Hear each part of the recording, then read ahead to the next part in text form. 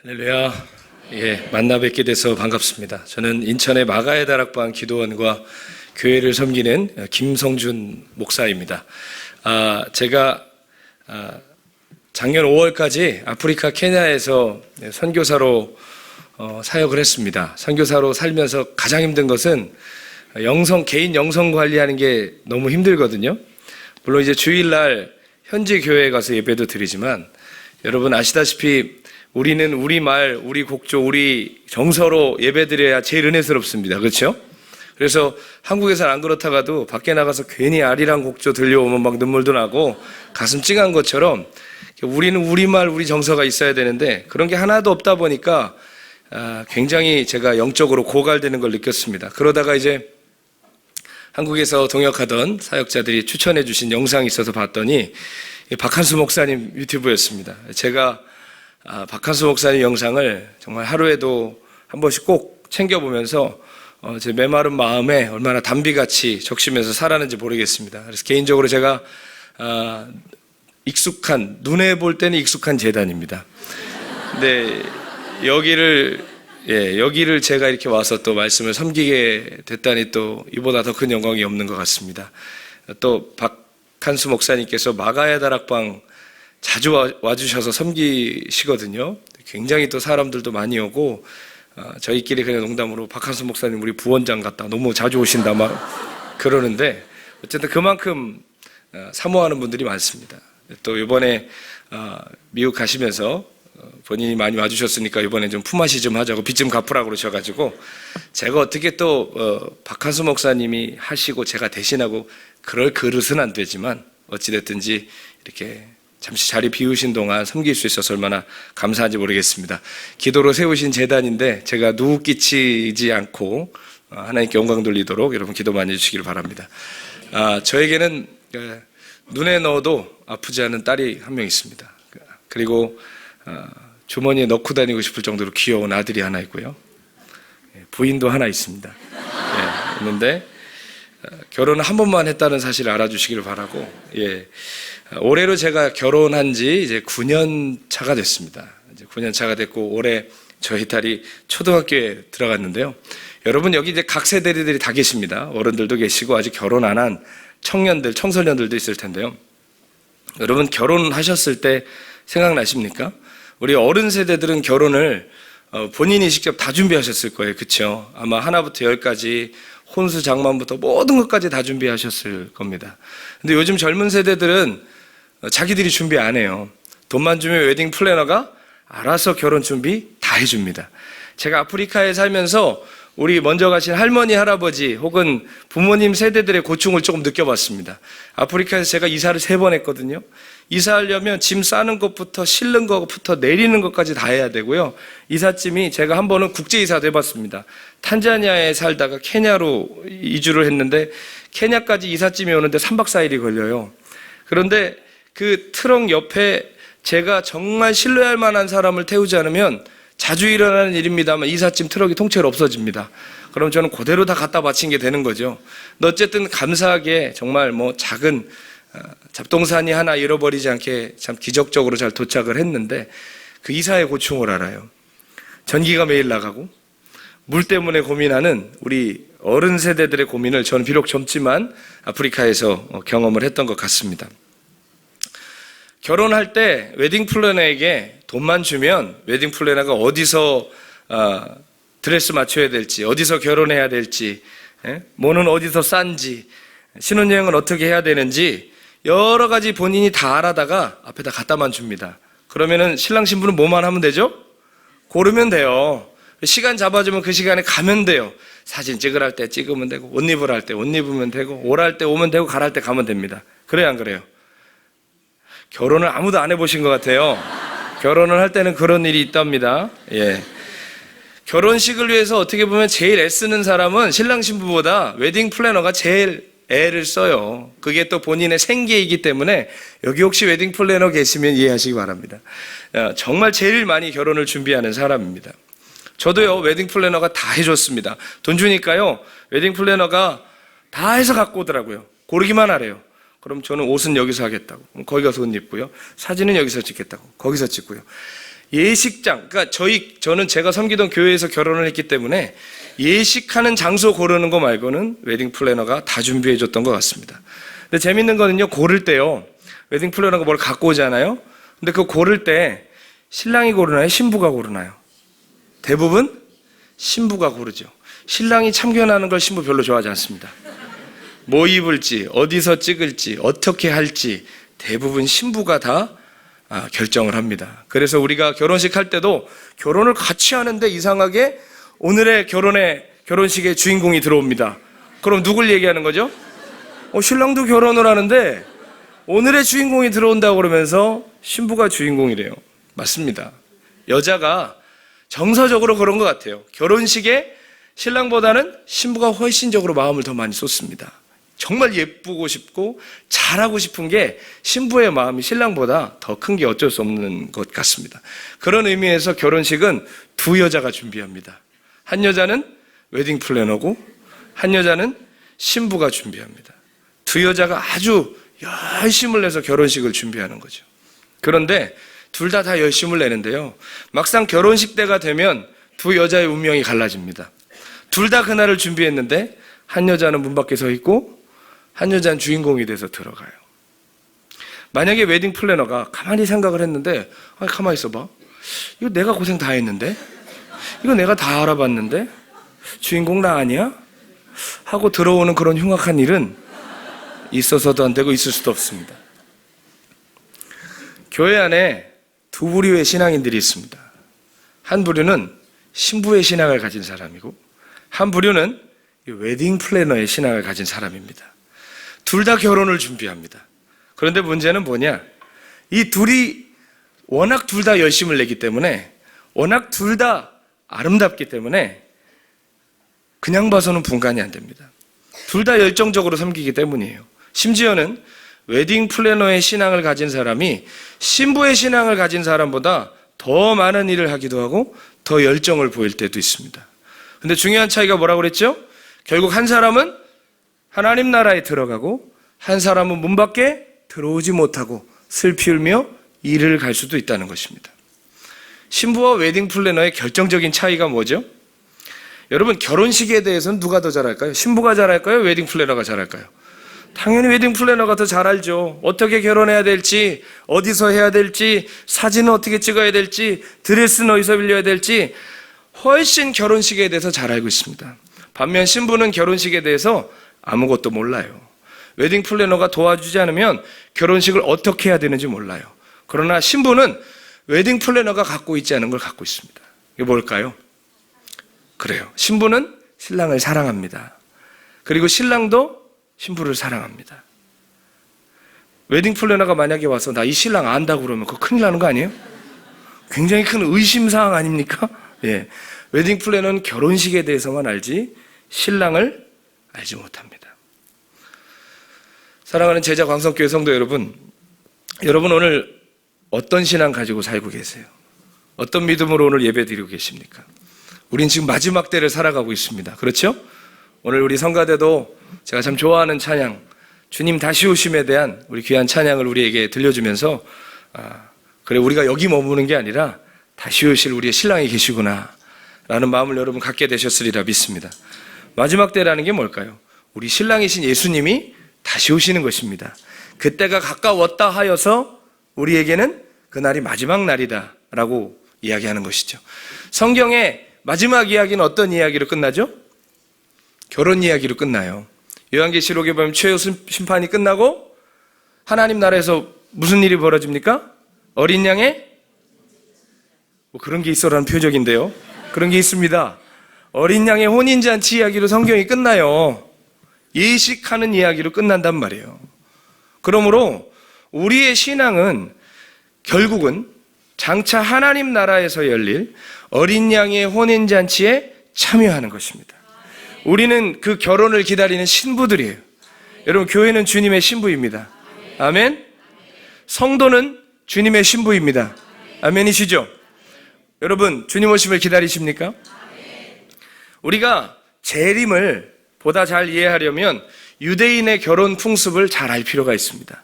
왜냐하면 성경에 예수님께서 재림에 대해서 얘기하실 때 그게 유대인들의 결혼 풍습대에 있는 동선과 똑같거든요. 유대인들은 어떻게 결혼하냐? 한국 사람들은 결혼 참 간단하게 합니다. 돈만 잔뜩 들이지 정말 예식도요. 제가 어제도 예식장 갔다 왔는데 예식장에서 주문을 했더래요. 40분 안에 끝내달라고. 아니 들인 돈이 얼만데, 갖다 바친 돈이 얼만데 40분 만에 끝내달래요. 여러분 다른 나라 가보셨습니까? 아프리카에서 결혼식 혹시 초대받으시면 가지 마십시오. 그날 여러분 큰일 나는 날입니다. 그날 아침부터 밥 3그릇 드시고 가셔야 됩니다. 해가 질 때까지 놀아요. 뛰고 춤추고 막 이러거든요. 그거 정말 힘듭니다. 세상에서 제일 짧은 결혼식은 대한민국 결혼식 같아요. 둘이 남자랑 여자랑 만나서 양가가 이제 상견례하고 날짜 잡죠. 몇 월 며칠에 어디서 결혼합시다 하면 그날 모여서 정말 결혼합니다. 그리고 뿔뿔이 흩어지는데요. 유대인의 결혼은 그렇게 단순하지가 않습니다. 두 남자 여자가 이제 연애를 했든지 혹은 대부분 고대에는 어떻게 했죠? 양가 부모님이 또 결정하는 경우가 있습니다. 우리 옛날처럼. 그래서 양가가 모여서 함께 만나는데요. 아내에게, 이 아내 될 사람에게 포도주 한 잔을 따라주면 이 아내가 이 포도주를 마시면 내가 이 남자의 부인이 되겠다는 승낙이에요. 그렇게 되면 양가가 기뻐하면서 어떻게 하냐면 그날 정혼식을 합니다. 우리를 치면 약혼식인데 우리는 약혼식이 서로 한 가정과 한 가정이 약속만 한 거지 법적인 효력이 있습니까? 없습니까? 없는데 유대인들은 약혼이 실제로 법적으로는 부부가 된 거예요. 법적으로는 부부가 됐는데 실제로 잠자리는 가질 수가 없어요. 신약성경에 보면 요셉과 마리아가 정혼한 사이였는데 아직 동거하지 아니할 때에 마리아가 성령으로 잉태된 것이 나타났더니 그랬죠. 예, 그게 그거예요. 약혼을 다 했는데 아직 동거하기 전에 잉태를 해버렸으니 이게 누구인지 모르는 그 사건이 벌어졌다는 겁니다. 유대인들은 정혼을 하고 어떻게 하느냐? 그 자리에서 신랑이 내가 1년 안에 당신을 데리러 오겠어. 나는 지금부터 돌아가서 처소를 예비할 겁니다. 어디서 많이 들어본 대사죠? 예수님이 뭐라고 그랬어요? 제자들 보고 내가 가는데 왜 간다고요? 처소를 예비하러 간다. 이 유대인의 결혼 풍습이에요. 처소를 예비하러 간다. 그러면 남편이 이제 사랑하는 그 여자를 데려올 생각에 들떠서 막 집을 짓겠죠. 그럼 여자는 뭐 해야 돼요? 집에서 기다리기만 해야 되나요? 그에게는 계속 일상이 있는 거예요. 여러분 오늘 주님 만나셔도 여러분 오늘 집으로 돌아가시면 일상을 사셔야 됩니다. 제가 기도원에 있잖아요. 밤이나 낮이나 기도원에만 계신 분들 계세요. 그건 주님 기다리는 거 아니에요. 주님 그렇게 기다리면 안 돼요. 아멘? 우리 삶의 현장에서 주님 만나야 합니다. 아멘? 직장 다니시다가 학교 다니다가 삶의 현장에서 충성하고 증인으로 살다 주님 만나야지 산에 올라와서 주여 주여 부르짖는다고 마라나타 마라나타 부르짖는다고 주님 땡겨서 오시지 않습니다. 근데 그런 분들 자꾸 세상을 등지라는 건 세상과 결별하라는 게 아니라 세상의 가치와 그 영을 등지라는 것인데 우리는 아예 세상을 등지려고 그러죠. 그건 건강한 신앙이 아닙니다. 자, 그렇게 하고 신부는 무엇을 하느냐? 그날도 빨래해야 돼요. 그날도 반매야 돼요. 그날도 허드렛일 해야 되지만 그 마음은 항상 누구를 기다려요? 이제 남편이 온다, 신랑이 온다 하고 마음은 늘 그의 시선은 늘 동구밖에 향해 있는 거예요. 언제 오실지 모르는 거예요. 늘 기다리고 있어야 돼요. 성경에 봐도 열처녀 비유 나오죠. 그렇죠? 기다림의 시간이 필요합니다. 그런데 어쨌든 1년 내외를 시간을 두고 신랑이 이제 다시 오는데요. 언제 다시 올까요? 집 다지면? 우리는 그렇게 생각해요. 그런데 언제 다시 오는 걸 결정하는 거는 신랑이 아니라 신랑 아버지입니다. 그래서 예수님도 제자들이 언제 하나님 나라 임하냐고 하니까 예수님 뭐라고 하셨어요? 때와 시는 누구만 하신다? 아버지만 하신다 그랬어요. 아버지가 결정하시는 거예요. 아버지가 가만히 보니까 흐뭇해요. 집도 많이 지어졌고 살 준비가 다 됐다 싶으면 얘야 너 가서 걔 데리고 와라. 이렇게 하면 이제 그때 그 신랑이 기쁘게 친구들과 함께 아내를 데리러 갑니다. 그러면 여러분 갑자기 순간이동해서 나타날 수는 없잖아요. 그리고 갈 때 조용히 가겠습니까? 요란하게 가겠습니까? 요란하게 가는 거예요. 친구들이랑 우리 마음 사세요 하는 것처럼 요란하게 막 가면 그걸 누가 제일 먼저 볼까요? 동구 밖에서 밥 매던 아줌마들. 그러지 않겠습니까? 아니 밖에 있는 사람 제일 먼저 볼 거예요. 안에 있는 사람보다. 밥 매는 아줌마들이 보고 깜짝 놀라는 거예요. 왜요? 나도 왕년에 그랬거든요. 갑자기 오는 신랑을 맞이했던 경험이 있거든요. 그러니까 여러분 아시죠? 원래 동네방네 소문, 교회 안의 소문은 아지매들이네요, 아저씨들이네요, 네, 아줌마들이 됩니다. 그래가지고 동구 밖에서 밥 매던 아줌마들이 달려가면서 동네방네 뭐라고 소리쳐요? 신랑이 온다! 그러는 거예요. 예수님이 여처녀 비유하실 때도 신부들이 먼저 신랑 오는 걸 안 게 아니라 밖에서 누가 소리를 질러요. 신랑이 온다고. 신랑이 온다고 소리를 지르니까 어떻게 하는 거예요? 그때 이제 준비한 신부와 준비 안 한 신부가 갈라지는 거예요.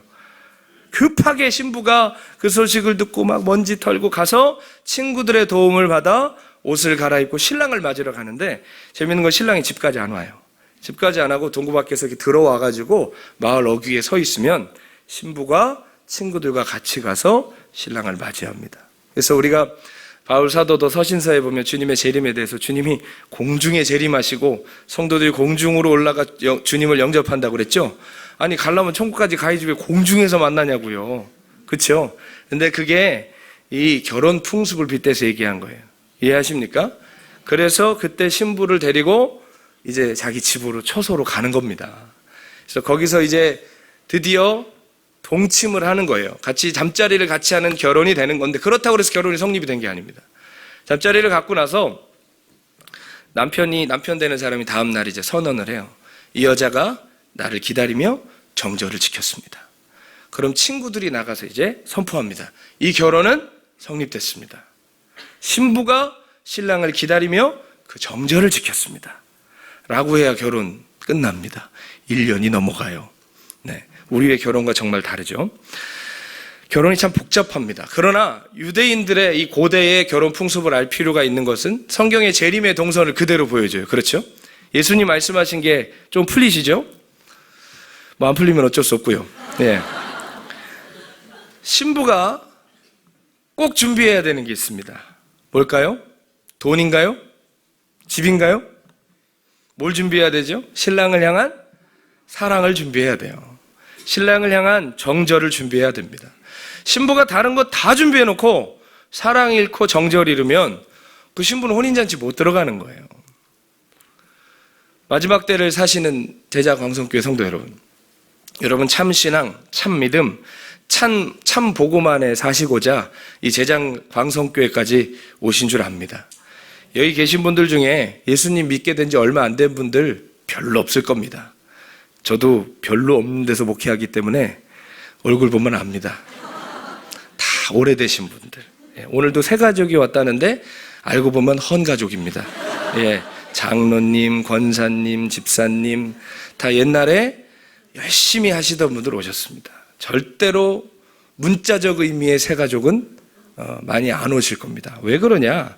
이 시대가 그래요. 이 시대가 바른 믿음 생활하고자 성도들이 살고 싶어서 참 목자와 깨어있는 교회를 찾아 대거 이동하는 현상이 지금 한국교회 안에 벌어지고 있습니다.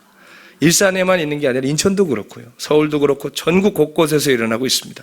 예전에는 불신자들이요, 전도를 받아서 천막치고 십자가만 꽂아놔도 오던 시대가 있었는데, 죄송한 얘기지만 지금도 그런 일은 있을 수 있지만 실은 그런 큰 흐름은 끝났습니다. 지금은 오히려 어떤 일이 벌어지죠? 교회 안에 이미 들어와 있는 신자들이 참된 복음과 거듭남을 사모하면서 깨어있는 교회를 찾아 이동하는 시대가 되어버렸습니다. 학자들은 혹은 불만인 사람들은 이거 수평이동 아니냐? 이게 뭐가 성장이냐? 바람직하지 않은 현상이다 라고 말하지만, 그렇게 그냥 현상으로 분류해내기에는 너무 가짜 교회가 많습니다. 너무 병든 교회, 복음에 역행하는 교회가 많습니다. 저는 우리 마가의 다락방 교회 성도들 보고 얘기합니다. 오죽하면 여기까지 오냐고. 오죽하면 산골짜기까지 오냐고. 우린 주일날 밥도 안 주거든요. 밥도 안 주는데 왜 오냐고. 주차장도 후진데 왜 오냐고. 저희는 예배당만 덜렁 있어요. 화장실도 완전 재래식 화장실이에요. 그런데 왜 오냐고. 그냥 그렇게 얘기하지만 왜 오는 줄 아는 거죠. 오죽하면 오겠냔 말이에요. 상담을 평일날 받아보면 여러분, 기도원까지 오시는 분들 보통 분들이 아닙니다. 상담을 받아보면 정말 이 사람 얘기는 TV에 나와도 되겠네, 그럴 만한 삶의 무게를 지신 분들도 많아요. 근데 재밌는 건요, 많은 분들이 부끄럽지만 교회 안에서 상처 입고 온 분들이 많습니다. 예, 정말 돈 바치고 생명 바치고 삶을 다 바쳤는데 배신당하고 사기당하고 고통 중에 울부짖다 온 분들이 얼마나 많은 줄 몰라요. 지금 시대가 그렇습니다, 여러분. 그렇게 여기까지 오실 때 쉽게 오셨겠습니까? 아까 새 가족들 일어나셔서 인사하시는데 장로님 계시고 권사님, 집사님 계시는데 속으로 그런 생각했어요. 얼마나 많은 또 저분들도 눈물과 결단 속에 오셨을까? 여러분, 교회 쉽게 옮길 수 있는 거 아니잖아요. 얼마나 많은 결단과 눈물 속에 오셨어요. 예전에 계시던 교회 얼마나 사랑하셨어요. 얼마나 헌신하셨어요. 떠날 수밖에 없는 이유가 있었잖아요. 그 눈물과 결단을 가지고 여러분 여기까지 오셨습니다. 주님의 날 준비하기 위해서, 거룩한 신부의 신앙을 갖기 위해서 여기 오셨습니다. 내 사랑하는 여러분, 정말 그 마음 그대로이신가요? 주님을 향한 그 열정과 사랑의 마음이 여전히 변함이 없으신가요? 모순적이게도요, 많은 사람들이 열심 내다가 신앙 잃어버립니다. 되게 모순이에요, 그렇죠? 대강 다니다가 신앙 잃을 것 같지만 실은 뭐 대강 다니다 잃을 신앙이 어디 있습니까? 대강 다닌다는 것 자체가 신앙이 없는 거죠. 예? 그렇지 않겠어요? 혹은 우리가 뭐 이슬람이 들어온다? 그걸로 신앙 잃지 않아요, 우리. 동성애가 몰려온다? 더 똘똘 뭉치죠, 더 정신 차리고. 그러지 않겠습니까? 근데 대부분 우리의 신앙이 어디서 위기가 오냐? 주님을 위해서 열심 낸다 할 때 놀랍게도 위기가 그때 온다는 겁니다. 신부 신앙으로 시작했다가 웨딩 플래너 같이 끝납니다. 주님 기다린다고 하고 주님 오실 날이 가까웠다고 하면서 주님 오신다고 소리만 치는 동구박 밥 매던 아줌마 신앙으로 끝납니다. 성령으로 시작했다가 육신으로 마치는 경우가 얼마나 많은지 몰라요. 여러분, 결혼식 자체에 너무 신경 쓰시다 보면 신부가 아니라 웨딩 플래너 되는 겁니다.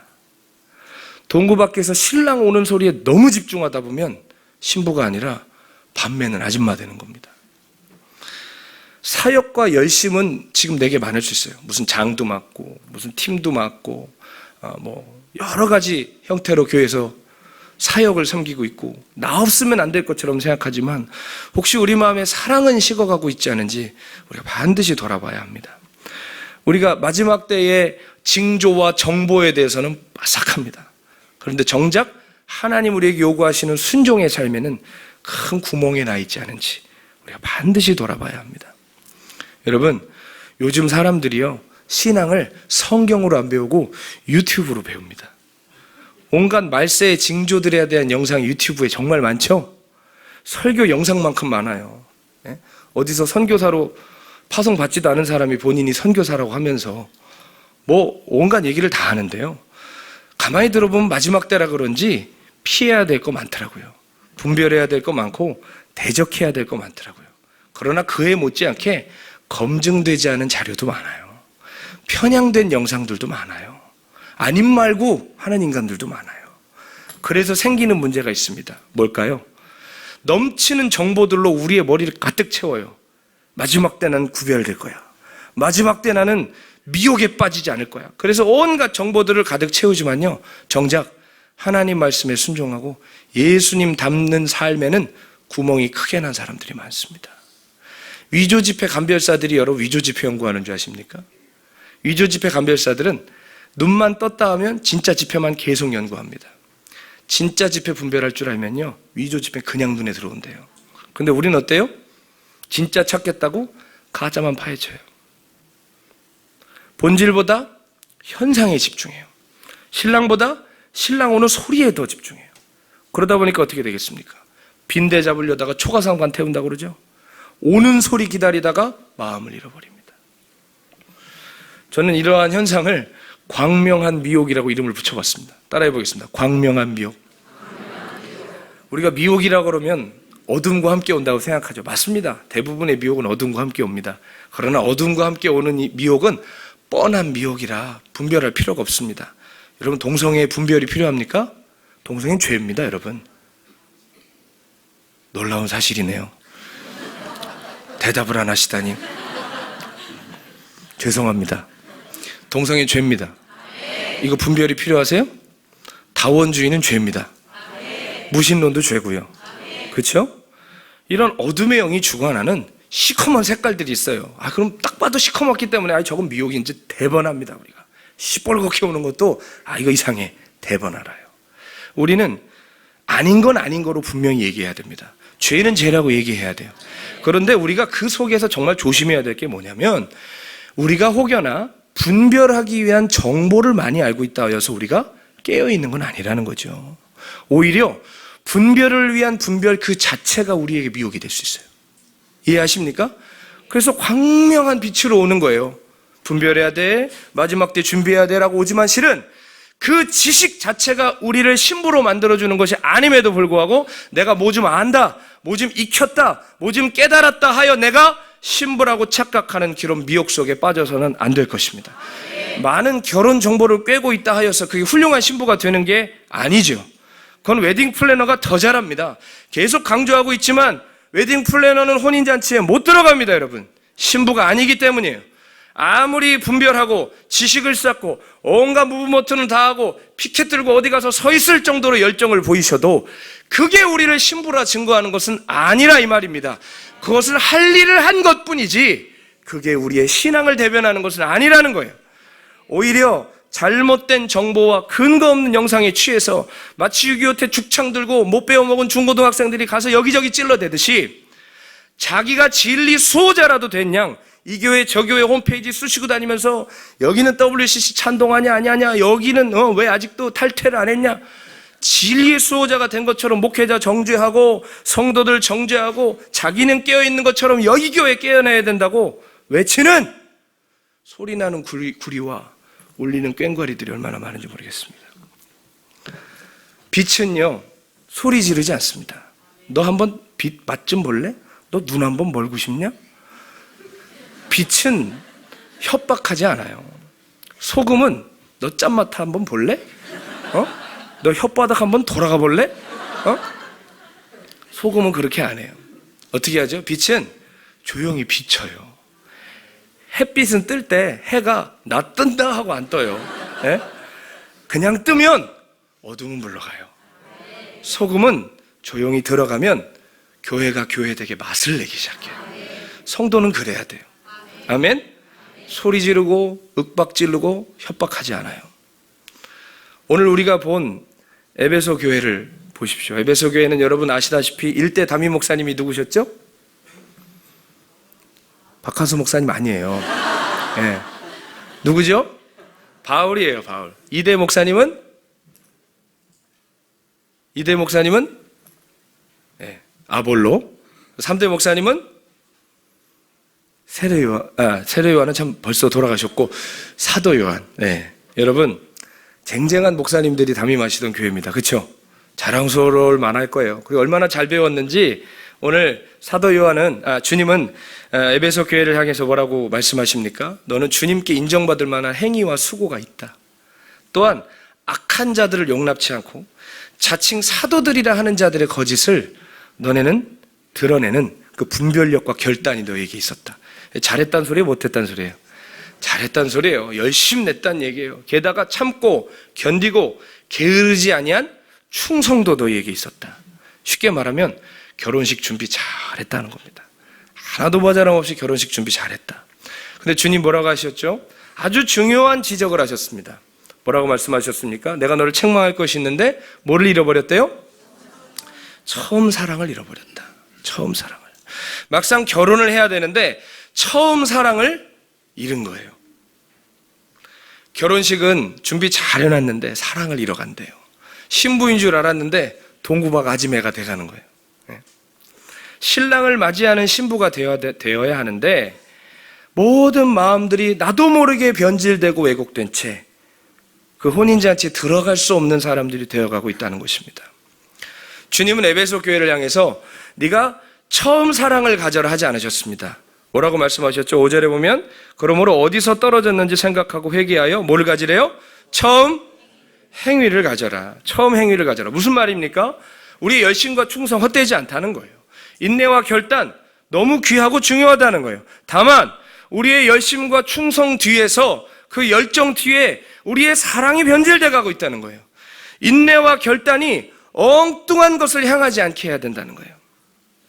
때론 우리의 열심이 주님을 향한 사랑과 비례한다고 착각할 수 있지만 절대 그렇지 않습니다. 우리가 뜻없는 열심 내다가 도리어 주님께 책망받을 수도 있습니다. 마태복음 7장 21절에 보면 뭐라고 말씀하시죠? 나더러 주여 주여 하는 자가 다 천국에 들어가는 것이 아니라 하늘에 계신 내 아버지의 뜻대로 행하는 자라야 들어가리라. 그날에 많은 사람이 내게 와서 이렇게 얘기할 것이다. 그날이 언제입니까? 최후의 심판 때 많은 사람들이 내게 와서 말할 것이다. 주여, 내가 주의 이름으로 귀신을 쫓아냈습니다. 주의 이름으로 내가 권능을 행했습니다. 주의 이름으로 내가 정말 많은 일을 행하고 선지자 노릇까지 했습니다. 자랑할 만한 거죠. 그렇죠? 잘 나가던 사람이었어요. 교회에서. 교회뿐만 아니라 기독교계에서 알아주던 사람이었던 것 같아요. 근데 주님 뭐라고 하시죠? 불법을 행하는 자들아, 내가 도무지 너희가 누군지 모르겠다. 내게서 떠나가라 하시리라. 아멘. 우리의 열심과 충성이 우리의 순전함을 대변해 주지 않습니다. 우리의 사역과 인지도와 우리 손과 삶에서 나가는 능력이 우리의 신앙을 이야기해 주지 않습니다. 여러분 생각해 보세요. 교회에서 잡음이 가장 많이 나는 자리가 어디죠? 어디서 제일 잡음이 많이 납니까? 별로 생각을 안 해보신 것 같은데요. 어디서 우리의 그러면 사랑이, 주님을 향한 사랑이 변질되어 가기 시작하나요? 제가 굳이 얘기를 그럼 해드리겠습니다. 따라합시다. 우리의 열심히 모이는 자리다. 열심히 모이는 자리에서 문제가 생겨요. 우리 열심히 어디로 모일까요? 주방에 모입니다. 그렇죠? 찬양단에 모이고 성가대에 모이고 재직회 때, 당회 때 사람들에게 드러내고 나를 나타낼 수 있는 곳에 우리가 우리의 열심을 다해서 합니다. 나쁜 거 아니에요. 당연히 열심을 다해야죠. 근데 열심과 열심이 모이면 어떻게 됩니까? 이상한 것들이 끼기 시작합니다. 시기와 질투와 경쟁과 내 자아를 드러내고 싶은 마음들과 이것들을 그냥 두면 어떻게 될까요? 우리의 사랑이 변질되기 시작합니다. 우리의 헌신이 욕되기 시작합니다. 순전한 마음으로 주방 봉사를 시작했는데 이게 과해지니까 주방 권세가 됩니다. 네. 교회에 두 가지 권세가 있다고 그러죠. 하나는 예수님 권세고 하나는 주방 권세랍니다. 그건 누구도 못 막는답니다. 주방 권세 뭐 이렇게 항상 일어나면 정말 골치 아픕니다. 저도 그런 것들을 몇 번을 경험했는데 이게 열심히 하는데 나만 열심히 하는 게 아니라 남도 열심히 하거든요. 그러면 괜히 기분이 나쁜 거예요. 이 그릇 누가 여기다 해놨어? 누가 냉장고 이거 반찬 누가 옮겼어? 이거 누가 썼어? 숟가락 누가 이렇게 했어? 이거 목사님 드려야 되는 건데 누가 이렇게 했어? 여러분, 그렇게 할 권한이 우리에게 없습니다. 그렇죠? 근데 우리는 마치 내 거인 것처럼 하게 돼요. 여러분 기억하세요. 만약에요, 이런 일이 있다고 해보겠습니다. 성가대 열심히 아침에 준비하셨는데 오늘 시간 없으니까 오늘 성가대 오늘은 생략합시다 그러면 황망할 수 있겠지만 그럴 수도 있는 거예요. 근데 우리는 왜 이런 비유를 하느냐? 무엇을 우리가 할 때 항상 거기에 내 자아를 투영해요. 그래서 그것을 하지 말라고 그랬는데 마치 내가 거절을 받은 것처럼 생각을 해요. 그만큼 내가 나를 투영했기 때문에 그런 거예요. 설교? 여러분, 이 설교도요, 제가 하다가 취소되는 일 저는 많이 경험했습니다. 마가의 다락방에 있다고 목사님이 오늘 너 그거 가지고 가서 차 운행해, 가서 주차해, 그러면 그거 가는 거예요. 그런 훈련을 많이 받았어요. 처음에는 황망하고 뭐 이런 게 다 있어 그러는데 그냥 하는 거예요.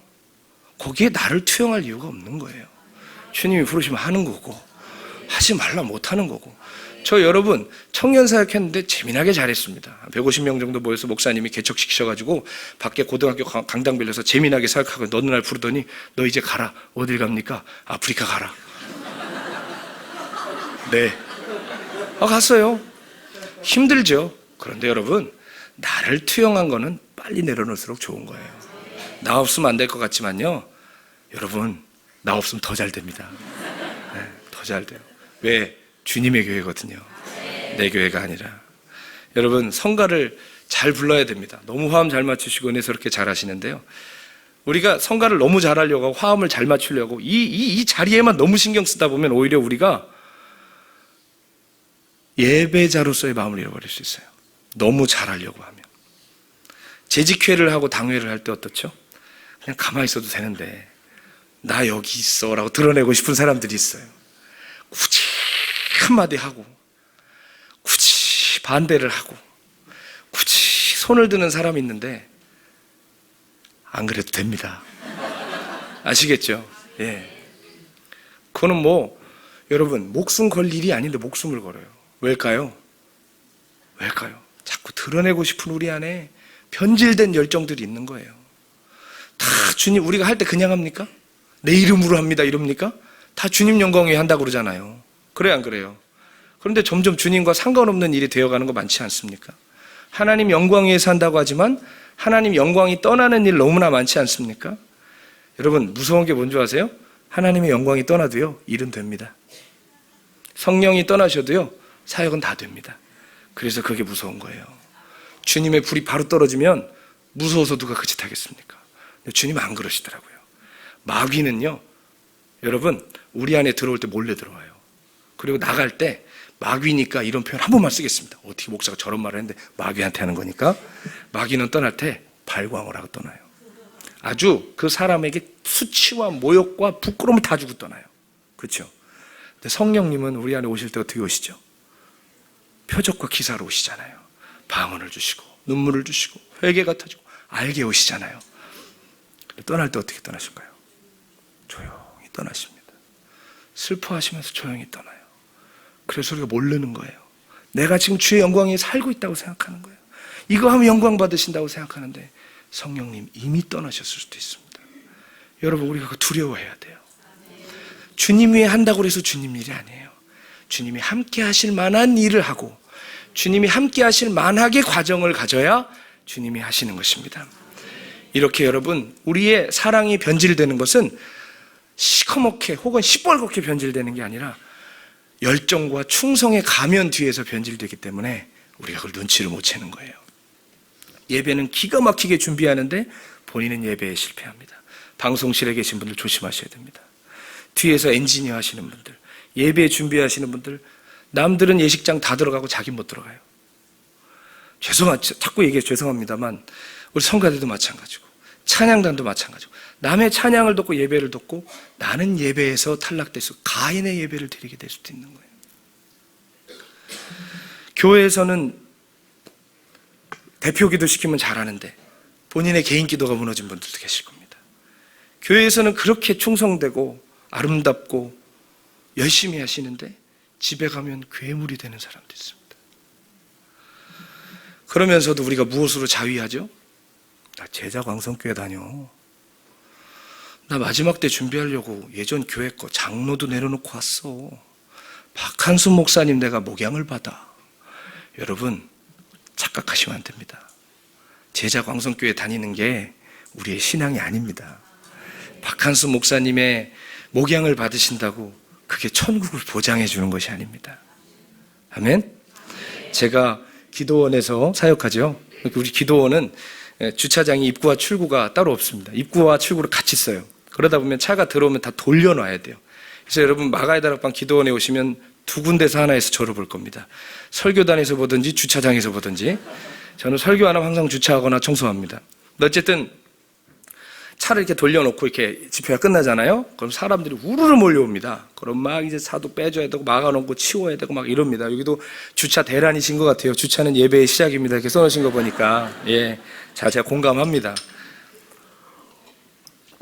제가 처음 집회 다닐 때 물을 언제 마셔야 될지 모르겠더라고요. 그래서 엄청 고민했는데 제가 알았어요.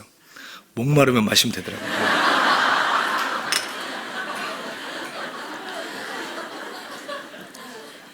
이 주차장에서 차를 빼는데 가끔 어떤 분들이 라이트를 안 켜고 나가는 거예요. 그럼 이리저리 본인도 문제지만 다른 사람이랑 접촉사고 나고 이러면 안 되니까 성도님 라이트 켜십시오 라고 이렇게 얘기하면 뒤늦게야 켜시는 분들이 있는데요. 가끔 밤에 운전하시다 보면 길에서 아주 담대하게 라이트 안 켜고 다니시는 분들 계십니다. 근데 그거 아세요? 본인은 불 안 켠지 알까요 모를까요? 몰라요. 자기가 불 켠 줄 알아요. 불 켠 줄 알고 가요. 왜일까요? 가로등이 너무 환하거든요. 주변에 불빛들이 너무 환하거든요. 불 킨 줄 알아요. 근데 언제 자기가 불 꺼진 줄 알죠? 터널에 들어가고 혼자 한적한 산길에 들어갈 때 자기가 불 꺼진 줄 아는 거예요. 사랑하는 여러분, 제자광성교회에 임한 주님의 임재와 주변의 성도들의 기도와 그 신앙이 내 불이라고 생각하시면 안 됩니다. 가로등 같은 이 은혜의 불빛과 다른 차들이 내뿜는 그 라이트가 내 빛이라고 생각하시면 안 됩니다. 험한 산길과 터널을 들어가면 내 신앙의 견적이 그대로 나와요. 저도 박보영 목사님이랑 만 16년 됐습니다. 17년 차 지금 있고 살아보고 사역하고 항상 곁에 있었습니다. 아프리카 갈 때 빼고는. 근데 아프리카가 저한테는 아주 중요한 계기였습니다. 마가의 다락방에서 있었습니다. 저 집회 23살 때부터 다녔습니다. 여러 은사 능력들 경험해 봤습니다. 제 신앙인 줄 알았습니다. 내 아프리카 가서 박 목사님이 저랑 일부러 작정하시고 2년 동안 연락을 단절하셨습니다. 거기서 혼자 떨어져서 살면서 내 신앙의 견적을 그대로 봤습니다. 얼마나 믿음 없는 사람인지, 얼마나 주님을 사랑하되 내가 때가 타고 변질된 사랑을 하고 있었는지, 얼마나 이기적이고 얼마나 내가 더러운 인간인지 그 민낯을 그 어둠의 터널에서 봤습니다. 그래서 예수 처음 믿는 사람처럼 다시 시작했습니다. 나 죄인이구나. 선교지의 영혼들 구원하시려고 날 보내신 게 아니라 선교사 구원하시려고 보내셨구나. 그래서 주님 앞에 이렇게 다시 엎드리게 됐습니다. 여러분, 뜨겁다고 다 불이 아니에요. 뜨겁기만 하지 태우지 못하면 그건 가짜 불입니다. 내 속에 있는 열정이 막 나를 뜨겁게 해서 주방에서도 섬기고 성가대도 하고 찬양단도 하고 재정부도 섬기고 중고등부 회장 부회장도 하고 다 하지만 정작 그 불이 내 속에 있는 죄를 소멸하지 못하면, 내 망령된 행실을 끊지 못하게 하면 그 불은 가짜 불이에요. 변질된 불이에요. 아론의 아들 아답과 나비우가 왜 죽었습니까? 여호와의 제단에서 준비된 명령하신 불로 제사를 드려야 되는데 임의대로 자기들이 밖에서 불을 갖고 왔습니다. 성경에 보면 다른 불로 분향하다가 그 분향한 그 제단에서 불이 나와 그들을 살라 죽였다고 그랬습니다. 여러분, 다른 불로, 다른 열정으로, 다른 데서 온 것으로 여러분 하나님 앞에 드리면 결국 그 불은 우리의 신앙을 말라 죽일 것입니다. 결국 나 자신을 살을 것입니다. 사랑하는 여러분, 바른 불로 예배하셔야 됩니다. 이것이 드러나는 것에서 나를 태우는 불이 아니라 내 속에서부터, 내 속사람을 소멸시키는 하늘에서 온 불이어야만 하는 것입니다. 여러분, 내려놓음이 한때 유행했습니다. 뭐만 했다 하면 내려놓는데요. 중고등부 내려놓겠답니다. 성가대 내려놓겠답니다. 여러분, 실제로 마가의 다락방에 몇 주 전에 그 책 쓰신 이용규 선교사님 모셔서 그 얘기를 하셨어요. 내려놓으면 그 의미가 아니다. 제발 그러지들 말아라. 교회마다 홍역을 알았어요. 찬양단 뭐 드럼 내려놓겠다고, 뭐 안내 내려놓겠다고. 그러면서 자기는 안 내려놔요. 이것저것 내려놓겠다는 사람들은 많은데 자기 내려놓는 사람 못 봤어요. 선교사로 나가려면 다 포기해야 되더라고요. 뭐 살던 집, 뭐 다니던 모든 것, 배우던 것, 어쨌든 많던 적던 간에 포기하고 가야 되더라고요. 다 버리고 온 줄 알았는데 끝까지 따라온 놈이 있는데 자아가 따라왔더라고요. 땅 끝까지 따라오더라고요. 자아는. 여러분, 돈 갖다 바쳤다는 사람 많이 들었습니다. 자기 집 갖다 바쳤다는 사람 많이 들었습니다. 근데 자기를 갖다 바쳤다는 사람 본 적이 없습니다. 주님께 드리는 산제사는 무엇이죠? 우리를 드리는 것입니다. 나 자신을 내려놓는 것입니다. 아멘? 이게 주님 받으시는 산제사죠. 많이 아는 것이 바른 신앙이 아니라 한 걸음이라도 살아내는 게 바른 신앙입니다. 손에 있는 죽창을 내려놓으세요. 아멘? 수건을 드세요. 남들의 발을 닦아주세요. 막연한 열심 내지 마시고 주님 뜻대로 사세요. 주님 돌아가시기 전날 밤에 내가 새 계명을 너에게 준다. 서로 사랑하라 그러셨습니다. 요한복음 분명히 얘기합니다. 내 계명을 지키는 자라야 나를 사랑하는 자니, 나를 사랑하는 자에게 내가 나를 드러내겠다. 아멘? 내 계명이 뭐예요? 서로 사랑하라. 서로 사랑하라. 여러분, 박보유 목사님 잘 아시죠? 뭐라고 하십니까? 사랑할 수 없는 거 사랑하고, 용서할 수 없는 건 용서하고, 변명하지 말고 가장 낮아져서 남을 섬겨라. 여러분, 우리가 그렇게 낮아지고 깨어지고 용서하는 길을 가야 주님을 맞이할 수 있는 거예요.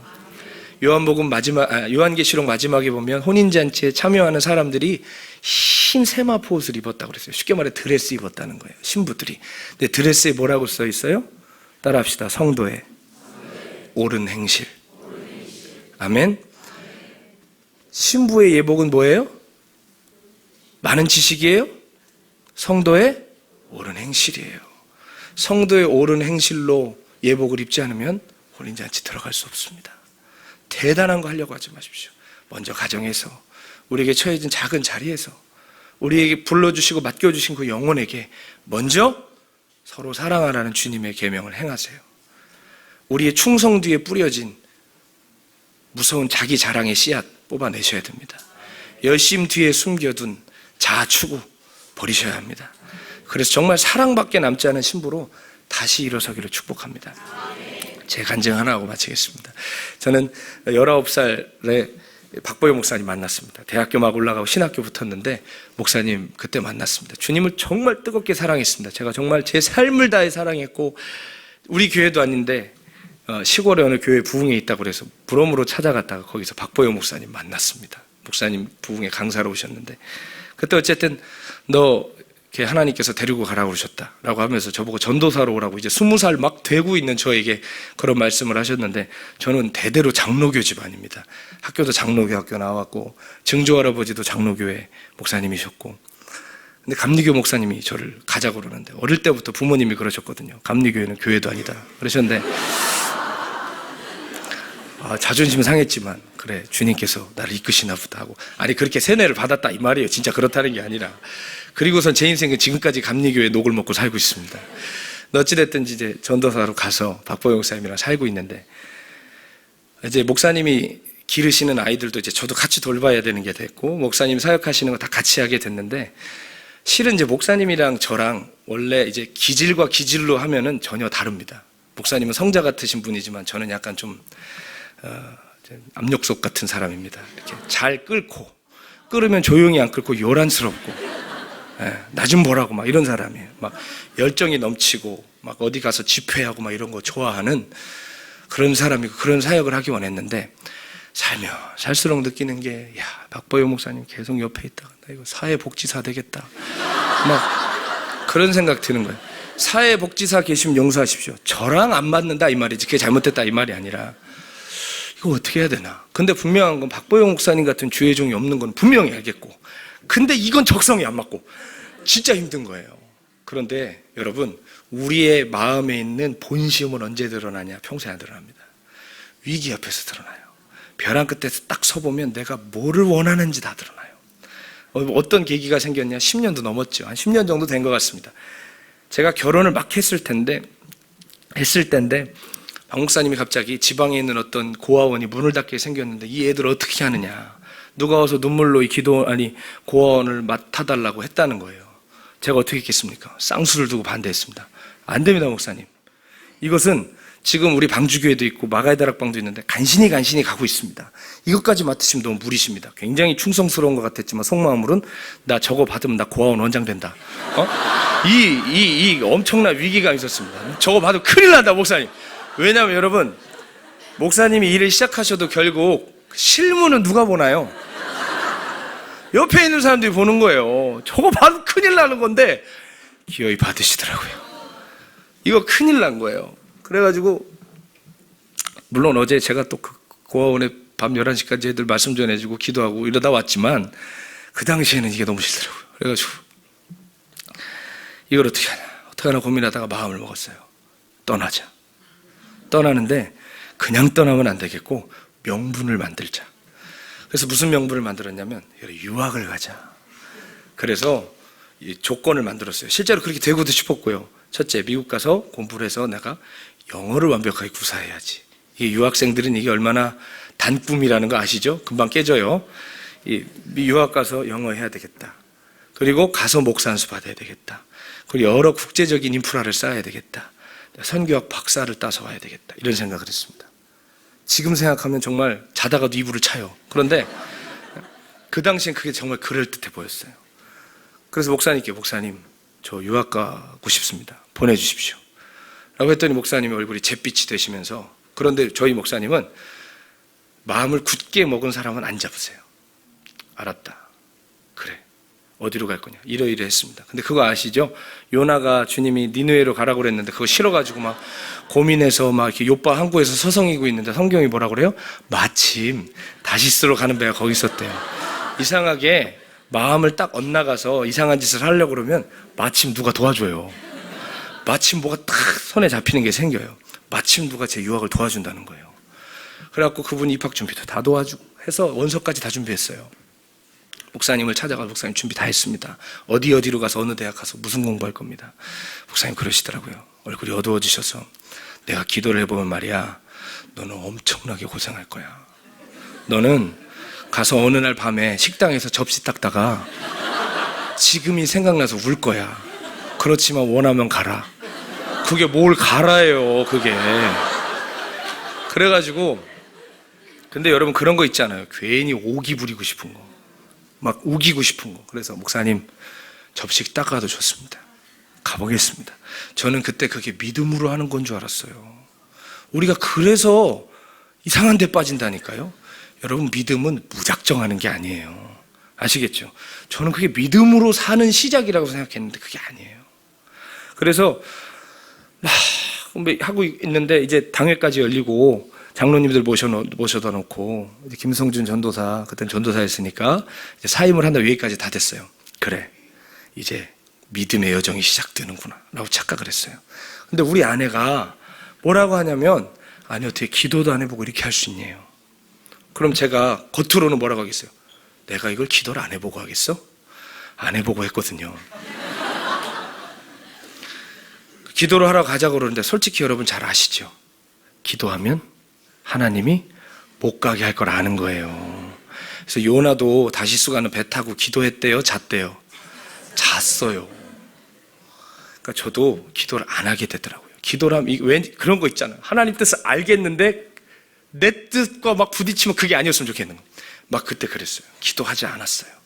그런데 가만히 생각해 보니까, 그래, 만약에 접시를 닦는다면, 박보영 목사님이 기도하시고 된다고 그러는 것 중에 안 된 게 없는데, 그래, 난 진짜 접시 닦을 수도 있겠다. 그런데 나는 괜찮은데 내 아내가 무슨 죄냐? 그러면 아내가 얘기한 대로 기도라도 해보고, 같이 기도라도 해보고 가자. 그래서 이제 3일 동안 금식 기도를 하기로 했습니다. 그런데 금식 기도를 하러 절대로 마가의 다락방에 안 가죠. 저기 남양주 산골에 있는 어떤 수양관을 찾아내가지고 아무도 찾아올 수 없는 곳으로 요나처럼 배 밑창으로 들어갔습니다. 그래서 거기서 이제 금식을 하기 시작하는데, 둘째 날에 제 아내가 울면서 오더니 뭐라 그러냐면, 자기 응답 받았대요. 뻔하잖아요. 뭔데? 그랬더니 우리가 하나님께서 우리에게 맡기신 본분은 뭐가 되는 게 아니라 주님을 더욱 사랑하는 거라고 그러셨어요. 그러는 거예요. 근데 그게 그렇게 언짢더라고요.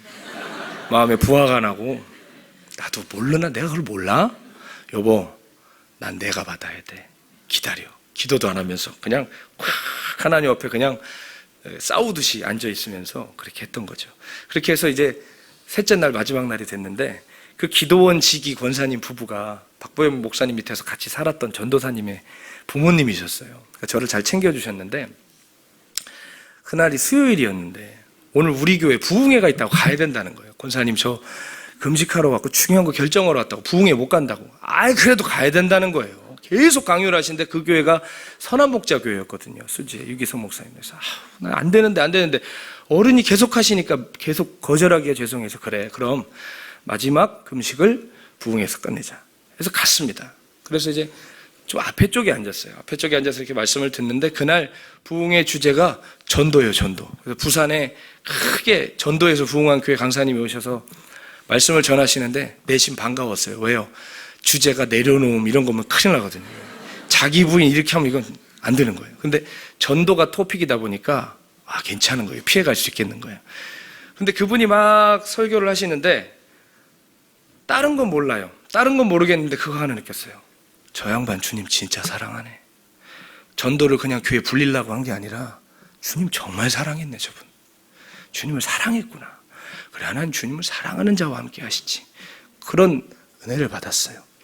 그리고 나서 그분이 설교 끝나고 유기성 목사님 올라오셔서 기도 인도를 시작하시는데, 유기성 목사님 막 외치시는 분이 아니잖아요. 자, 우리 말씀 붙들고 기도하겠습니다 이렇게 하시는데, 주여 하고 부르는데 저도 모르게 갑자기 입에서 하나님 잘못했습니다 이 말이 나옵니다.